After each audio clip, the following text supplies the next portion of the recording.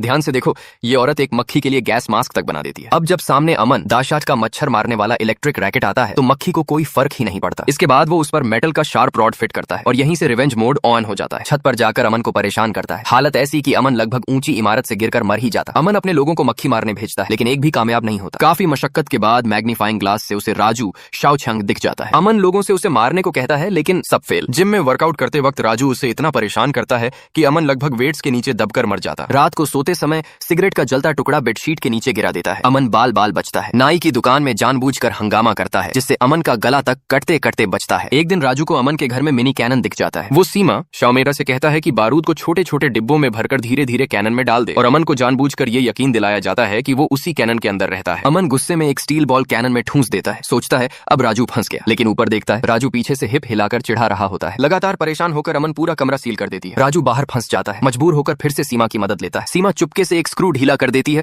और वो फिर अंदर घुस आता है। इस बार अमन पर सीधा हमला, इतना कि हाथ लगाने पर पूरा हाथ खून से भर जाता है। अमन का दिमाग पूरी तरह घूम जाता है और वो सीमा को घर से निकाल देती है। हालत ये हो जाती है कि अमन अब बिजनेस मीटिंग में भी हेलमेट पहनकर जाती है। क्लाइंट के सिर पर मक्खी बैठी देख बिना सोचे समझे फूलदान उठाकर उसी पर उलट देती है। नतीजा करोड़ों की डील वहीं खत्म। सेफ का पासवर्ड डालते वक्त जानबूझकर गलत बटन दबाता है। सेफ लॉक हो जाता है। फिर अमन को उकसाकर उसकी सारी जमा पूंजी जला देता है। टूटकर अमन एक तांत्रिक के पास जाती है। तांत्रिक सच बताता है, जो मक्खी उसे परेशान कर रही है वो वही राजू है जिससे कभी अमन ने मारा था। अब वो बदला लेने लौटा है। घर आकर सीसीटीवी चेक करती है। पता चलता है ये सब सीमा की मदद से हुआ था। अमन सीमा को पकड़कर मजबूर करती है कि राजू सामने आए। सीमा को बचाने के लिए राजू नीचे उड़कर आता है। अमन उसे कुचलने ही वाली होती है कि राजू एक नुकीली सुई निकालकर सीधे पैर में घोंप देता है। अमन दर्द से चीख पड़ती है। इसी मौके का फायदा उठाकर सीमा भाग निकलती है। गुस्से में अमन पिस्टल उठाकर फायर करती है। राजू बच निकलता है। गोली शीशा तोड़ती है। अमन खुद ही लहूलुहान हो जाती है। राजू फिर से सुई लेकर हमला करता है लेकिन इस बार अमन उसके पंख तोड़ देती है और सुई से उसे भेद देती है। तभी सीमा धक्का देकर अमन को हटाती है और राजू को बचा लेती है। राजू बताता है योजना यही थी कि अमन खुद उसे जलाए। जैसे ही माचिस जलती है